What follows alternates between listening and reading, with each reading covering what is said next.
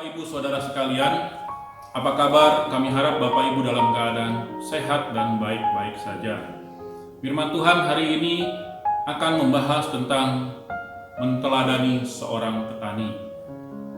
2 Timotius 2 ayat 6. Seorang petani yang bekerja keras haruslah yang pertama menikmati hasil usahanya. Bapak Ibu, kalau awal tahun gereja kita mencanangkan bertumbuh dan berbuah tahun 2020, kalau hari-hari ini kita dipaksa tetap di rumah, artinya apa saudara? Bahwa rumah adalah dasar di dalam kehidupan kita.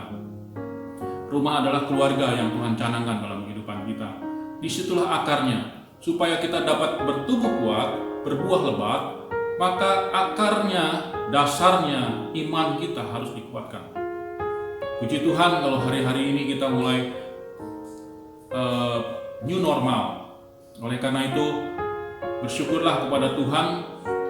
Tuhan merancangkan sesuatu yang baik untuk kehidupan kita. Karena di timur tengah sana saudara, untuk menanam pohon kurma, itu biji kurma disimpan di dalam tanah, kemudian digencet oleh batu besar. Dia tidak bisa bertumbuh lagi dulu, tapi pohon itu, biji itu berakar, mencari sumber air, sumber makanan. Jadi akarnya kemana-mana, cari sumber air. Setelah ketemu sumber air, maka dia akan mendongkrak batu yang menindih dia. Makanya pohon kurma adalah pohon kuat di tengah padang pasir yang diterpa angin badai begitu besar, dia tetap kokoh. Kenapa? Akarnya kuat. Kalau akar rumah tangga kita kuat, maka kita akan menang dalam situasi apapun. Tetapi kalau akarnya tidak kuat, maka ambruklah bangunan itu, ambruklah pohon itu, ambruklah rumah tangga kita. Nah, Tuhan Yesus mencontohkan petani itu adalah seperti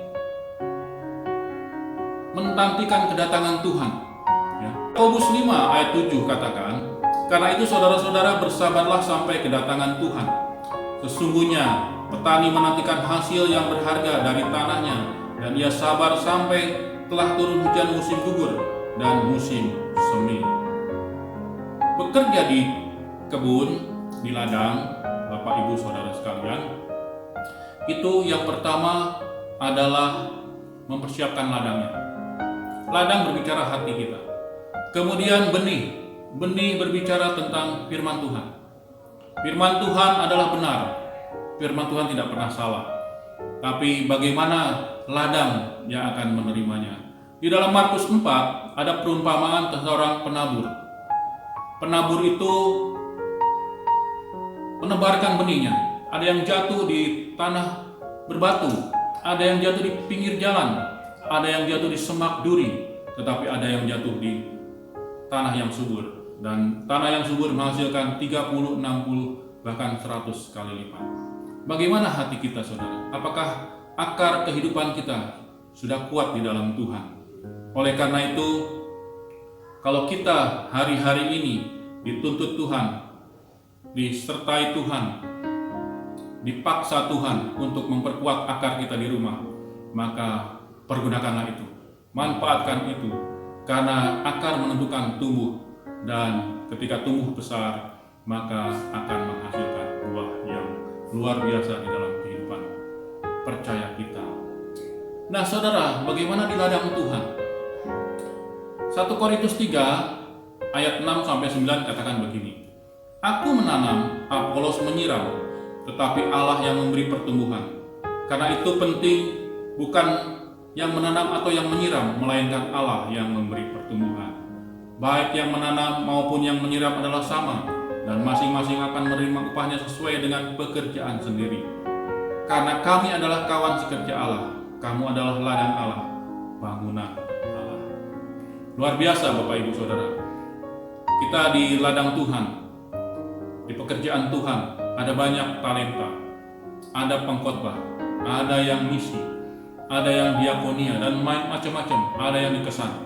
Kita sama-sama bekerja di ladang Tuhan seperti petani, dan memupuk petani, memelihara tumbuhannya supaya itu berbuah lebat. Oleh karena itu Bapak Ibu Saudara, untuk berbuah tidak ada masalah kalau ranting itu tetap tercacap, kalau ranting itu tetap tertanam di pokok anggur yang benar, yaitu Tuhan Yesus. Jadi Bapak Ibu Saudara sekalian, hari ini firman Tuhan mengingatkan kita harus terus bekerja keras sebagai petani di ladang Tuhan, menghadapi terpaan, badai, angin, cuaca yang buruk, bahkan hama-hama yang mengengat, hama-hama yang mengganggu tanaman kita. Kita harus tetap bekerja keras, karena rencana Tuhan adalah indah bagi kita. Karena itu saudara-saudaraku yang kekasih, berdirilah teguh, jangan goyah, dan giatlah selalu dalam pekerjaan Tuhan. Sebab kamu tahu bahwa dalam persekutuan dengan Tuhan, jerih payahmu tidak sia-sia.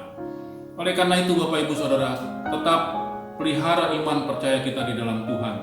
Karena orang-orang yang menabur dengan mencucurkan air mata akan menuai dengan sorak-sorai.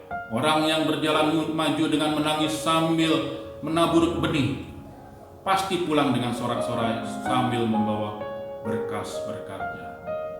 Selamat berkarya di dalam Tuhan Yesus. Tuhan memberkati kita semua. Amin.